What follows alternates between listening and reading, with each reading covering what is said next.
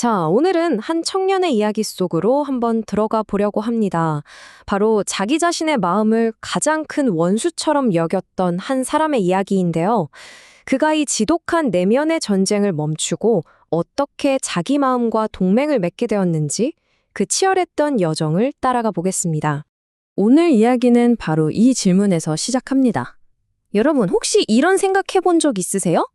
내 마음이, 내 머릿속이 어쩌면 나를 가장 괴롭히는 통제 불가능한 적일지도 모른다는 생각 말이에요. 이 책의 저자인 데부카나 우지아가 바로 이 느낌을 정말 생생하게 표현했는데요.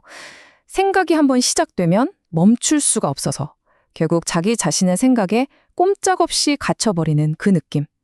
바로 이게 그의 핵심적인 갈등이었습니다. 네, 바로 이 책입니다. 오늘 우리가 함께 들여다볼 한 청년의 솔직한 고백록이죠.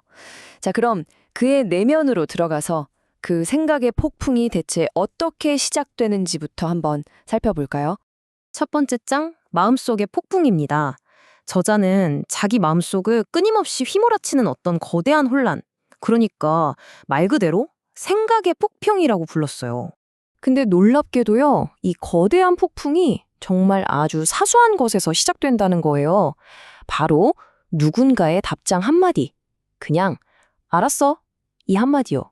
이 말을 듣는 순간 머릿속에서는 온갖 생각들이 막 꼬리에 꼬리를 물기 시작하는 거죠. 화났나?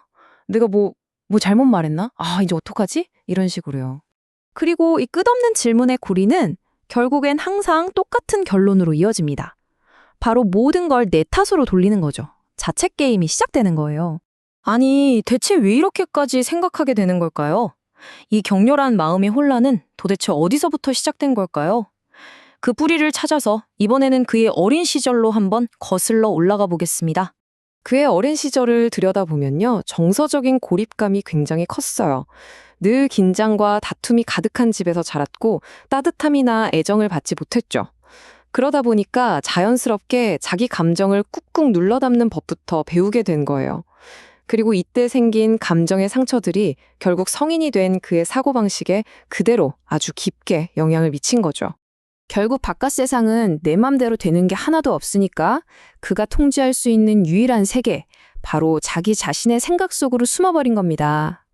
여기서부터 과잉사고는 그냥 생각이 많은 게 아니라 일종의 생존 전략이 되어버린 거죠.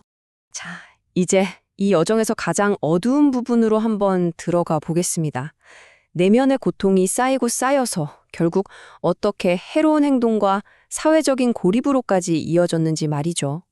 그는 가짜 유대감과 계속되는 배신을 겪으면서 점점 더 혼자가 되어가요. 사람에 대한 불신이 극에 달한 거죠. 나는 사람이 아니라 그냥 평화를 원할 뿐이다. 이 한마디에 그의 심정이 다 담겨 있어요. 그는 특히 소셜미디어 같은 현대사회의 문화를 날카롭게 비판해요. 모두가 행복한 척 연기하라고 강요하면서 정작 누군가 나 사실 괜찮지 않아 라고 솔직하게 털어놓으면 그냥 외면해버리는 현실. 바로 그 점을 꼬집는 거죠. 그리고 이야기의 절정에서 그는 자살 충동까지 느꼈다고 고백합니다. 내면의 고통이 너무 커져서 차라리 죽는 게 더 평화롭겠다고 생각했던 그 끔찍했던 순간에 대해서 말이죠. 하지만 바로 여기서 이 깊은 절망의 바닥에서 이야기는 아주 중요한 전환점을 맞이합니다. 그가 드디어 자신의 마음과의 관계를 완전히 새로 쓰기 시작하는 순간이죠. 이 화면을 보시면 그 변화가 한눈에 들어올 거예요. 왼쪽이 과거의 생각입니다. 내 마음은 적이다. 남들이 어떻게 생각할까? 늘 남의 시선에 갇혀 있었죠. 하지만 오른쪽에 새로운 생각을 보세요. 주체가 나로 바뀌었죠? 나는 어떻게 생각해야 할까? 나의 예민함은 오히려 강점이다. 고통을 없애야 할 대상이 아니라 이해해야 할 대상으로 보기 시작한 거예요. 엄청난 변화죠? 그의 치유 과정은 사실 간단했어요. 첫째, 생각과 싸우는 걸 멈추는 것. 둘째, 그 생각들이 어디서 오는지 근원을 이해하는 것. 그리고 마지막으로 그 깊은 감정들을 억누르는 대신 글쓰기처럼 창조적인 에너지로 바꿔내는 것. 이게 핵심이었습니다. 고통을 지우는 게 아니라 이해하고 활용하는 거죠. 자, 이제 마지막장입니다. 이 책이 우리에게 던지는 궁극적인 메시지는 뭘까요? 바로 마음속의 폭풍이 사라지기만을 바라는 게 아니라 그 폭풍 속에서 살아남는 법을 배우는 것. 바로 항해술에 대한 이야기입니다. 이 문장이 정말 핵심적인데요. 목표는 생각의 폭풍을 없애는 것이 아니라 배를 항해하는 법을 배우는 것이다. 그렇죠. 내 마음속의 폭풍 그 자체를 없앨 수는 없을지도 몰라요. 하지만 그 안에서 내 삶이라는 배를 어떻게 몰고 나아갈지는 배울 수 있다는 것. 이게 바로 그가 찾은 희망이자 해답이었습니다. 진정한 치유는 결국 완벽한 자기 수용에서 왔습니다. 이제 더 이상 다른 사람을 위해서가 아니라 온전히 나 자신을 위해 살겠다고 다짐하는 거죠. 고독을 더는 피하지 않아요. 때로는 꼭 필요한 친구처럼 받아들이게 된 겁니다. 이제 나는 나 자신을 위해 살 것이다. 이 선언이야말로 길고 힘들었던 그의 여정이 도달한 최종 목적지이자 자기 자신을 온전히 되찾았다는 외침인 셈이죠.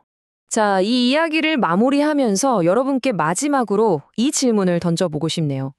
우리의 가장 깊은 고통이 어떻게 우리의 가장 큰 강점이 될 수 있을까요? 이 청년의 이야기는 적어도 그 가능성이 절대 0은 아니라는 걸 우리에게 보여주는 것 같습니다.